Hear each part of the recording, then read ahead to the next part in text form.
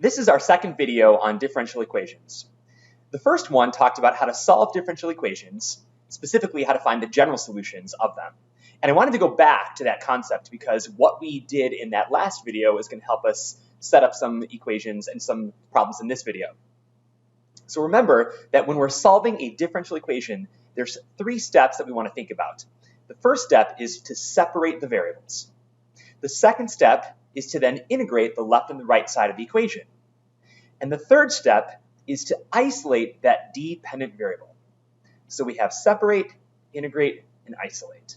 And when we're finished, we saw that the general solution to these different differential equations would basically be a function, a family of functions, and there'd be a constant, a c value, a plus c, or some kind of c multiplier in that general solution. And that c could be anything. So there really is an infinite number of solutions, but we use that capital C to represent the fact that that is then the family of functions that would satisfy the differential equation. So that's the general solution. What I want to do today is take you through three examples on how to find what's called the particular solution to differential equations. We're going to add an initial condition, some sort of given ordered pair that we know exists on the function.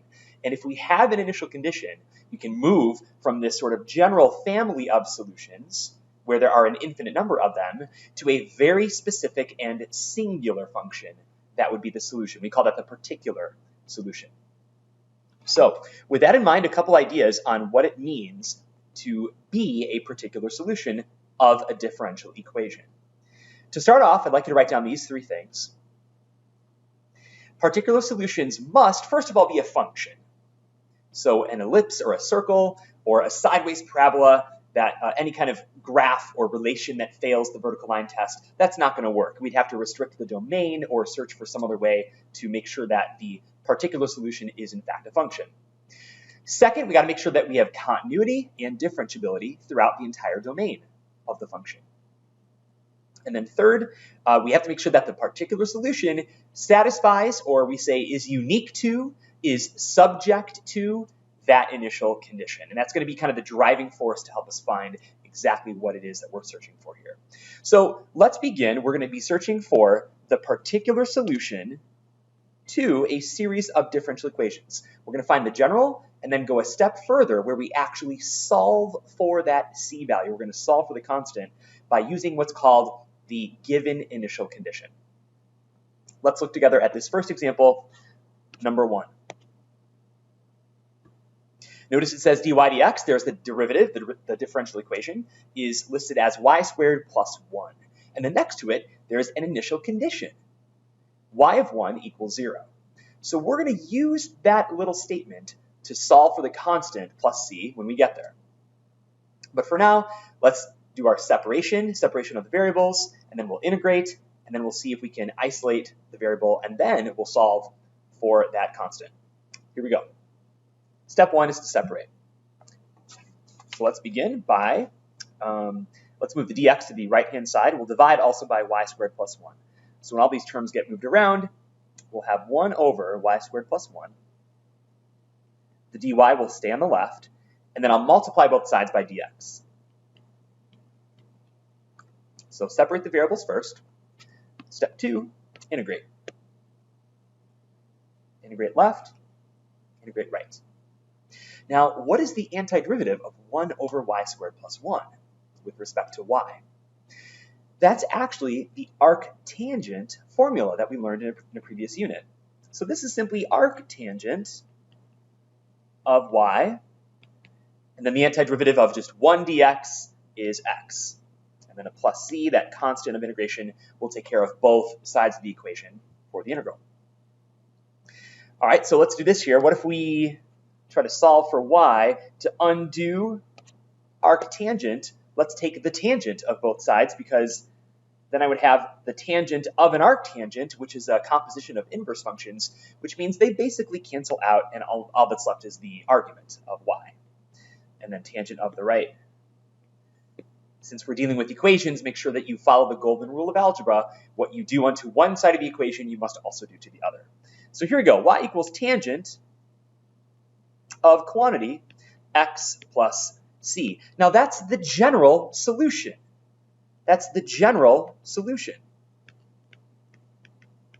But we are going to look at how to find the particular solution. So now that I know the general solution, let's take that initial condition of y of 1 equals 0 and solve for c, because this family of functions is only going to be subject to the point 1 comma 0 at a specific point of a specific function.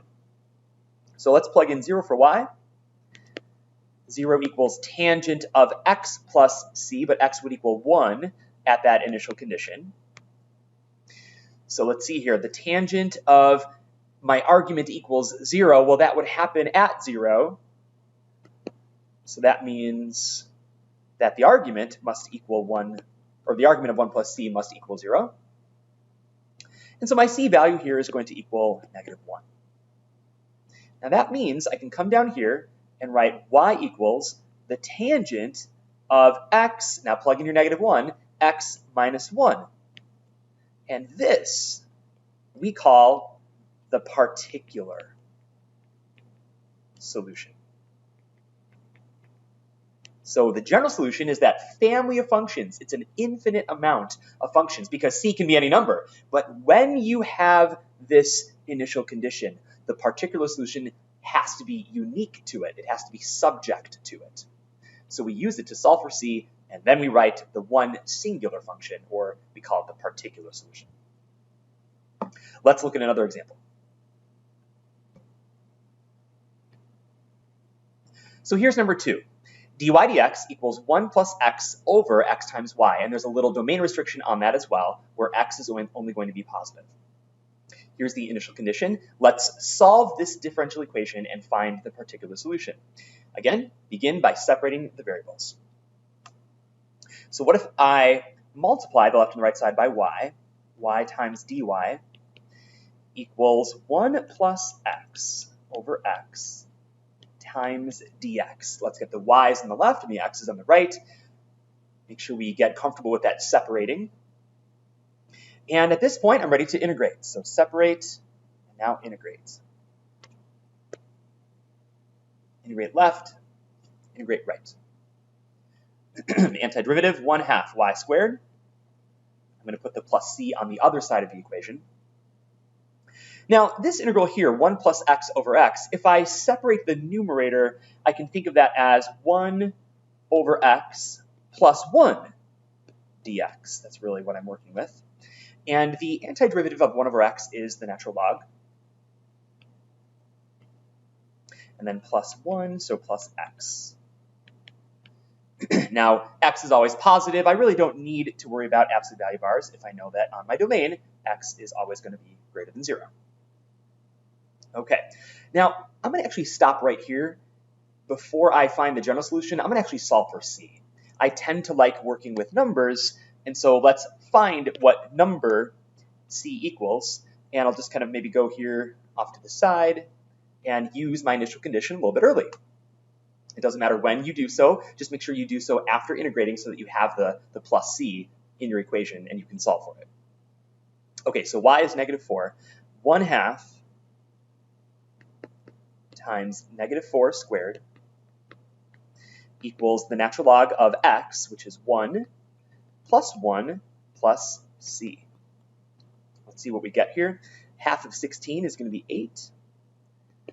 And the natural log of 1 is 0, so I have 8 equals 1 plus c for a c value of 7. And by the way, make this note if you're working this out as an example. The c value may be different depending on when you go and actually solve for it, when you apply that initial condition. If you had isolated y and found a true general solution and then solved for c, then maybe it would look a little bit different. And that's okay. Just make sure that when you go to solve for c, that you apply that initial condition correctly, find your value, and then put that value right back in to c. Now, let's finish the problem. Now that I know what my c value is here, it's going to be 1/2 y squared equals ln of x plus x, and I solved and got 7 for that constant of integration. So final step, let's solve for y. Multiply everybody by 2. So 2 ln of x plus 2x plus 14. Notice how that constant jumped up to a 14 by multiplying by 2. And then finally the square root. So y equals plus or minus square root of 2 ln x plus 2x plus 14. All right. Now, the only problem is what I just wrote there is wrong. Because what I wrote is a plus and a minus. I actually have two different sides of this root function. It's actually not a function. It's going to fail the vertical line test. Remember that we need to make sure that particular solutions are functions, are continuous and differentiable, and satisfy that initial condition. So I don't want to have two different roots. I want to figure out which specific root. Is it the positive root or the negative root that will satisfy this differential equation? So add this note, check which root is required.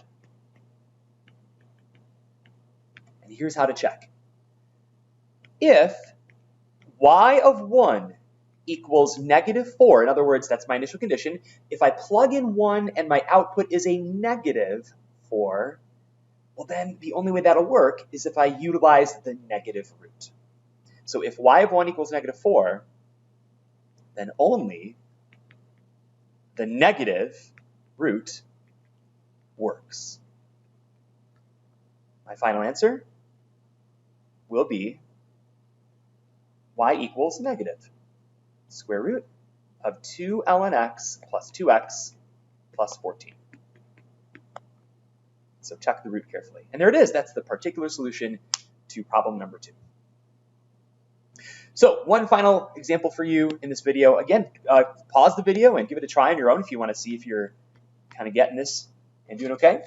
This one is number 5 on my document here. So dy dx looks like this. It's equal to e to the power of x minus y. Separate the variables. dy dx is equal to, this is e to the x over e to the y, a property of exponents. And if I separate, I can put e to the y on the left, cross multiply, e to the x times dx on the right, separate, and now integrate. E to the y, e to the x plus c. I'm going to snake around over here and try to find the value of c by plugging in 0, 2, my initial condition. So e to the second equals e to the 0 plus c. E to the 0 is 1, so e squared minus 1 is equal to c. There's my constant, and I'll utilize that back here in the problem to finish it up. So e to the y is equal to e to the x plus c, but I now know that c is e squared minus 1.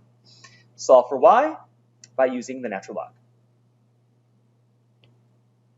Log both sides, so y equals natural log of e to the x plus e squared minus 1. All of that is the argument. That is the particular solution for that differential equation. So remember, 3 steps: separate, integrate, and then isolate. And then after you integrate, solve for c by using the given initial condition, and then carry on to the end of the problem where you actually write your expression in terms of a function. In the next couple lessons, we'll actually apply this technique to some exponential growth and decay applications. But for now, this is the video on how to solve how to solve differential equations, specifically finding their particular solutions. Hope that was helpful to you. And as always, feel free to email me with any questions or concerns.